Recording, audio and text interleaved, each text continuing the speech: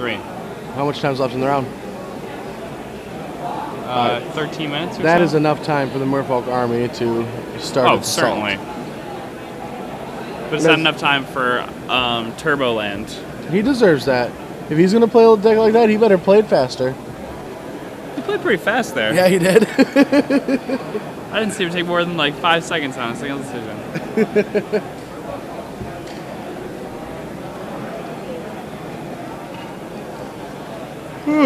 So, for those of you just joining up, earlier today we had Pat Cox winning the Standard Open, and right now the first draft has started, our 64-man draft open. First place is a ton of Star City points, $500, and a nice trophy, and 2 drafts. Yeah, and I mean, you just got to do 2 drafts. That's a reward in of itself. And today is the Legacy Open. This is round 1 with Aintrazi. And got some exciting Legacy coming up after round 1. Yeah, I mean, Ali's Turboland deck is fun in concept, but watching it is like how many people? A pretty big. Once he starts comboing, you get a little dry. Yes, it's not like a Storm deck where it's like ritual, storm, search, ad nauseum tendrils.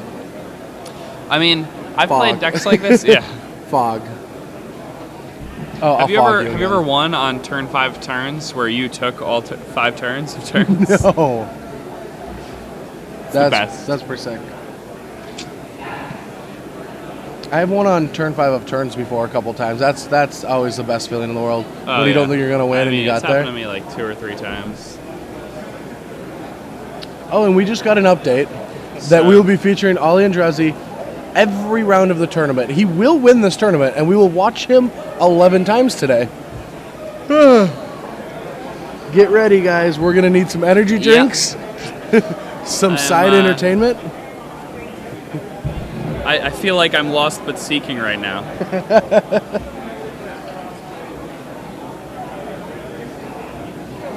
Going through an emotional upheaval. All right, so we're going to game 3. Michael is playing Merfolk, and Ollie's playing Blue-White Turboland Fog You Every Turn deck. And so Michael's just going to have to try to beat him down before he combos. His counter match is going to be very good on the play, though. Oh, yeah. I mean, I think Merfolk on the play is significantly worse for Ollie than Merfolk on the draw, even. Yeah, wow. Yesterday we had over 400 players for Standard, and now we have 164 for Legacy. Those are pretty decent numbers for these opens. I mean, for an open series, it's definitely pretty big. And the 400, though, like a couple weeks ago we had almost 400 in Seattle, and we have over 400 here. Like, with the bannings, people are kind of liking Standard right now. Yeah, I mean, it seems pretty insane. Like, the tournaments were getting so much smaller as time went on, and then, like, since the banning happened, the tournaments have increased by, like, over 50% in size. So, hats off to Wizards. They admitted their mistakes. And I've been saying for a while that Jason Stoneforge were killing tournament attendance, and I'm happy that something's been done about it. Yeah. So Michael gets off out of the gates with Curse Catcher. It is able to sacrifice itself to counter an instant or sorcery unless the controller of that spell plays 1. Yeah. 1's a lot in this format. That's what Brainstorm costs. I bet it's countered a bunch of Brainstorms before. I bet it has. I would trade it for a Brainstorm. Well, and I bet the person playing Brainstorm is wanting to trade it for the Curse Catcher. Silvergill reveals Silvergill. How lucky. It's pretty nice.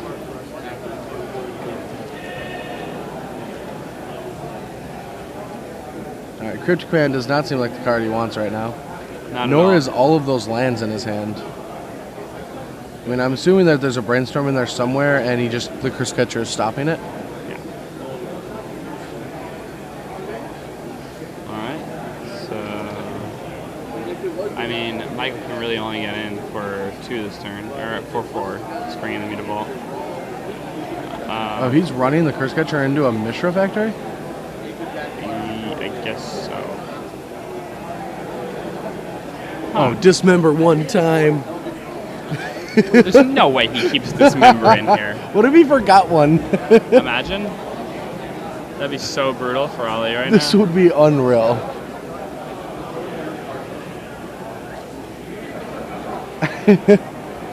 I mean, is this a punt or is this a dismember? I think it's a punt.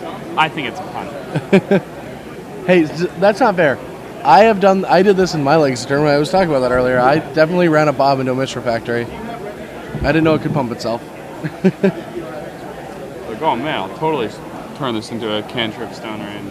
Yeah. I thought we were trading. In reality, you just lost your arena. Yeah. So Curse Catcher off the table is really good for Ollie. Forest Mishra Factory, Cryptic Command, not so much. That doesn't seem... Cryptic Command seems like the kind of card, if you're playing it in Legacy, you're casting it on turn 4. Seems pretty accurate. I was surprised to just get that far as the Cryptic Command. And just dropping a Hornegrin? Or Shackles. Yeah, you know, Shackles is actually quite good in some ways because... No, I mean, it looks awesome right now. The only thing that trumps it is Lord of Atlantis. Yeah.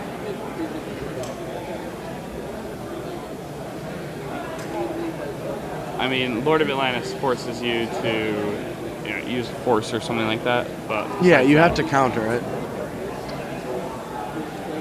And Ollie has a ton of lands in hand. This is pretty scary for him. If Michael gets out of the gates with a Lord, I don't know. I don't really know what Ollie can do at that point. All right, this Mutable Silver Gorilla Depth Attack is going to put Ollie at half-life. He's at 10. Yep. This means all Bloodghasts triggered. So all those Bloodghasts in this Merfolk deck will now have haste. Yep. Really excited for them. Yeah, so Silver Gorilla gets in there for another 2. Alongside Mutable. Yeah, alongside the Mutable. Michael's probably going to play another Adept. Yeah. Shows Corellum Commander. I almost like...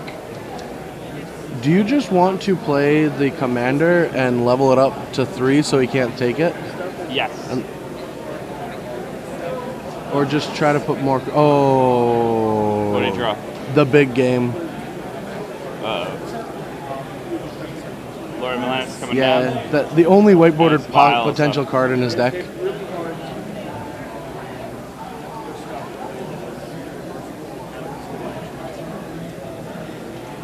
Alright, yeah, this is going to hit the board, and Ollie's not going to be happy. Not at all. Look what he drew! Oh, wow. That's really, really brutal. He kept it in. I mean, the dude, the Lawan. And, I mean, he probably thinks there's more Azuzas and things like that, maybe. Yeah, more Azuzas, Lawan. There's enough creatures to have a couple dismember. Yeah.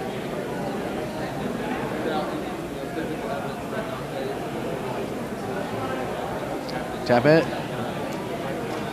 Sorry about this. Whammy.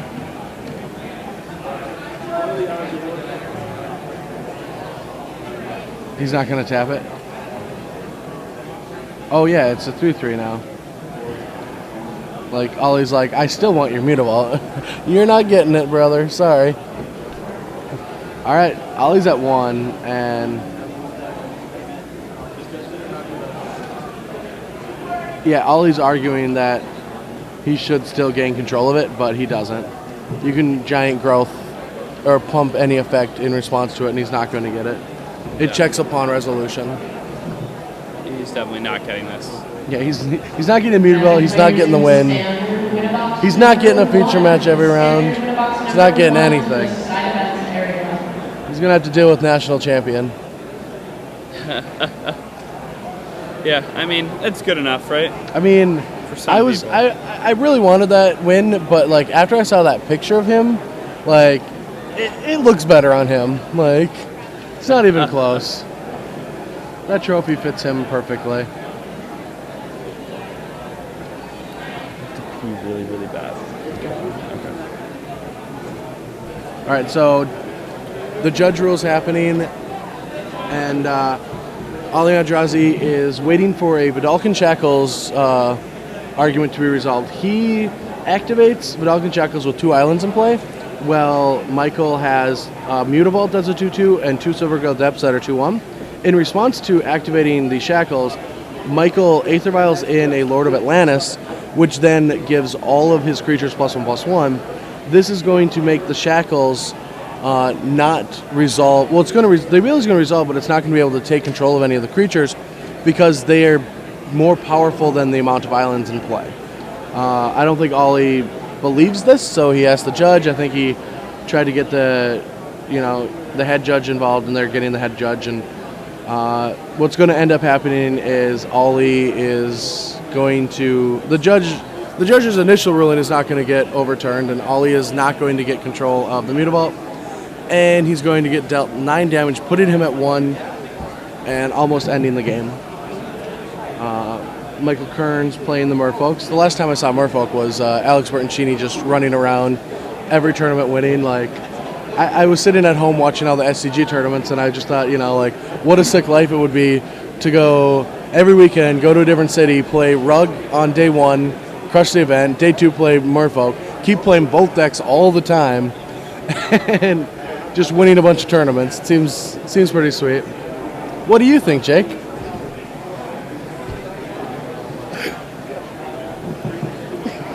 All right, so they're still finishing the judge roll. Okay.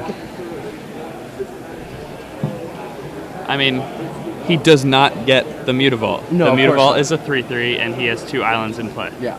I don't know what he's arguing about.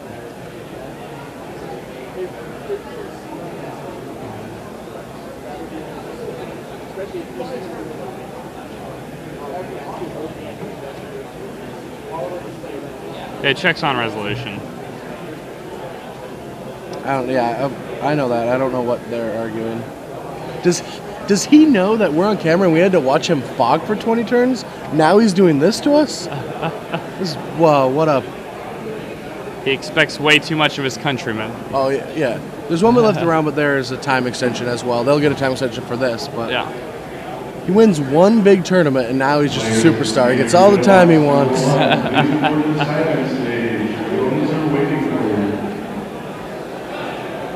All right, so he goes down to 1 life. And, I mean, what's he going to be able to do? Yeah, he needs Consummate plus Hornegreed, right? He has Consummate. Oh, he's going to just Consummate this? All right. Yeah. All right, so Fog number 1. And that Spell Pierce is going to get forced. Mental Misstep.